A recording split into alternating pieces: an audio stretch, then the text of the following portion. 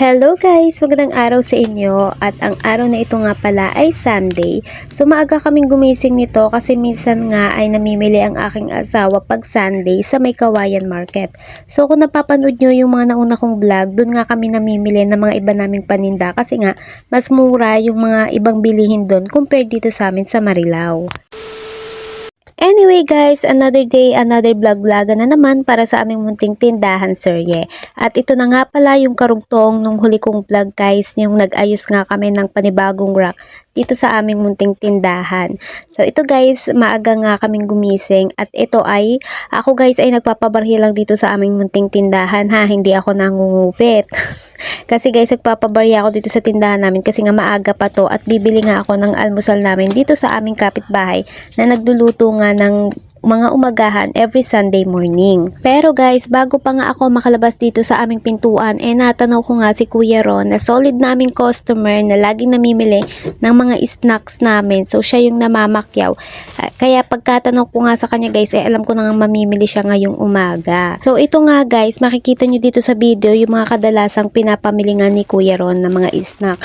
So like ayan, loaded, pillows, tapos may mga chichirya na yung favorite nila is minsan chippy, tapos tortillos. Basta guys, bala na kayo kung ano yung pronunciation nun. Tapos namimili din siya minsan sa amin ng mga diaper and milk ng anak niya na 3 years old. Tapos basta marami pa. Mahilig din sila sa soft drink. So ayan nga guys, nakabisado na nga namin yung mga favorite nila talagang bilhin dito sa amin. Kaya ayan, yung asawa ko laging nag-i-stock ng mga favorite nilang snack dito sa aming munting tindahan. Kaya nga sobrang dami naming snack dito. Isa talaga to si Kuya Ron sa mga naging unang customer namin. So isa siya sa mga unang bumili dito sa aming munting tindahan.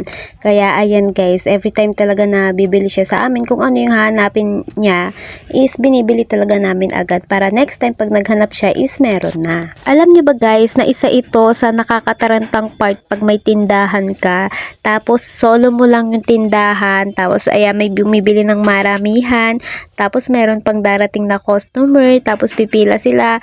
May times na yung nasa huli na pila is umaalis na talaga yung customer kasi nga matagal, syempre, kasi nga mag-isa ka lang. Syempre matagal pa sariling sikap to, ano ba?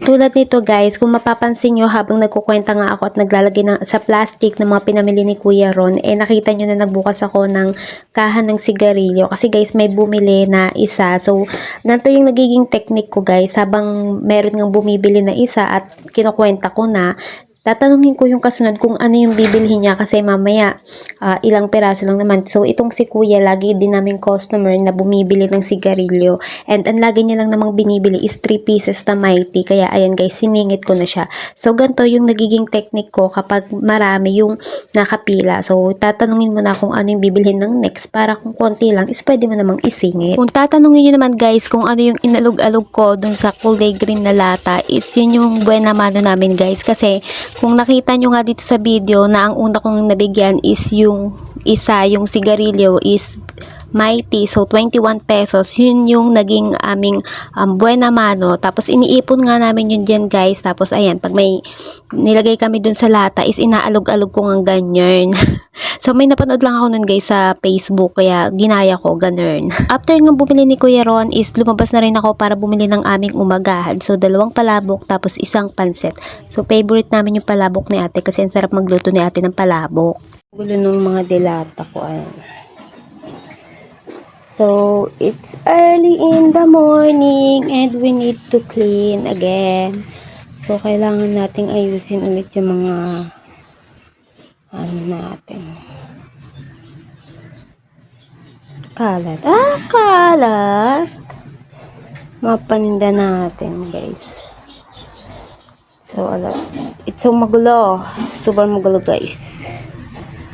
So, let's start. Barley. So, ayun na nga guys, umpisahan na natin ang pag-aayos dito sa aming munting tindahan at uumpisahan ko nga dito sa pag-aayos ng mga dilata. So, kanina nga guys, bumibili nga si Kuya Ron ng sisig ng Pure Foods na dilata. So, meron pa yung nag-iisa na naalala ko pero hindi ko mahanap dito kasi nga ang gulo-gulo pa ng mga dilata namin. Hindi ko mahanap kung saan yung tinituro ni Kuya Ron. Diyos ko guys, ano talaga kapag magulo yung tindahan nyo, mahirap maghanap ng mga mga product na binibili ng tao kung magulo yung inyong tindahan. Sobrang mabenta rin talaga dito sa amin yung mga product ng Pure Foods kasi alam niyo naman guys, ang sarap talaga ng mga product ng Pure Foods, yung sisig, tapos yung corned beef nila guys kahit mahal, maraming bumibili. Diyos ko, yung ano ba yun guys, 150 grams yata na corned beef is 75 pesos guys, o 'di ba? Pero may bumibili pa rin yan kasi nga minsan tinry namin. Isang ulaman lang guys, pero masarap siya pag ginisa. Share ko lang sa inyo guys, so try nyo. Di ako mapapaya sa Pure Foods guys, as in talaga, masarap talaga yan. Oh, Pure Foods baka naman, charis. Anyway guys, mabalik nga tayo dito sa aking video. So syempre, dahil nga nag-ayos tayo ng rack, syempre sagad-sagarin na rin natin yung ating kasipagan for today's video. So ayan nga, inayos ko na rin itong mga divider. So itong glass sa harapan ng tindahan namin, yung mga nakadesign dyan, is isa-isa ko na nga, inayos ko na rin kasi medyo magulo din talaga yung pagkakaayos namin dito kasi sali-saliwa kasi may marami ding mga nadagdag na product dito kasi namili na din yung asawa ko ng mga ilan-ilan na pH care, tapos mga pulbo, baby oil. Ayun guys, yung mga baby oil medyo magugulo din talaga, magkakasama yung baby oil na Johnson, pati yung cologne magkakasama, yung mga Epicacent, Vicks. Ayan guys, pinaghiwalay-hiwalay ko yan ng lagayan. Kung mapapansin nyo nga rin guys, meron kaming mga ilan-ilan na mga panghaplas dito like Epicacent, and ayan guys, yung Pau guys, hindi namin yan binili kasi every time na mamimili yung asawa ko dun sa supermarket na pinapamilihan namin is meron siyang mga free na, ayan guys, Pau. Sobrang dami yan guys, pero maliliit lang siya. So, may isang box na kami niyan guys, sobrang dami na. Ang ginagawa nga namin is ginagawa na lang din namin yung free kapag merong bumibili sa amin ng maramihan. Like si ate na taga bakery. So, ayan guys, nabigyan namin siya ng ilang beses na. Kasi nga, pag marami siyang pinapamili. So, madami naman talaga yung palagi si ate mamili. So, si Kuya Ron, hindi pa namin na-try bigyan. Kasi hindi pa namin sure kung gumagamit ba siya niyan. Or ano, basta pero next time, sana maalala ko, nabigyan siya. At dahil nga umandar ang aking kasipagan guys, so nilinis ko na rin yung salamin dito sa harap namin. Ayan guys, medyo nahirapan lang ako dyan, kaya ginawan ko na lang ng paraan. After ko nga linisan yung mga salamin guys, is nag-ayos-ayos na nga lang ako ng konti dito, and ayun nga, at natapos na rin ako. After lunch nga guys, is nandito na rin ang aking asawa dahil nga Sunday today is half day lang ang work ng aking asawa. And ayan nga, kung mapapansin nyo is marami na naman kaming inaasikaso na binibili dito.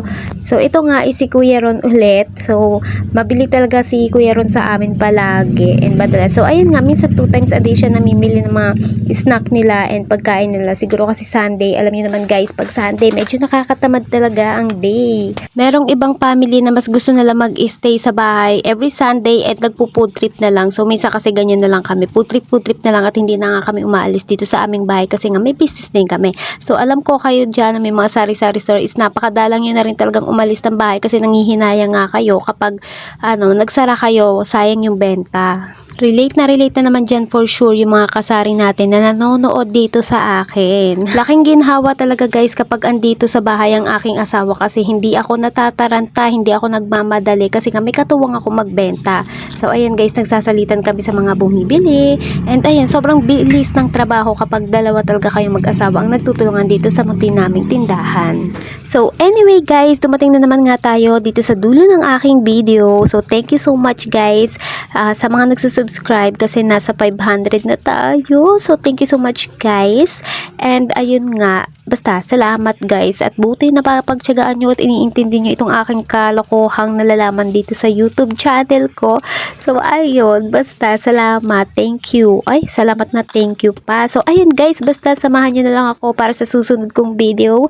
So thank you again for watching. Bye!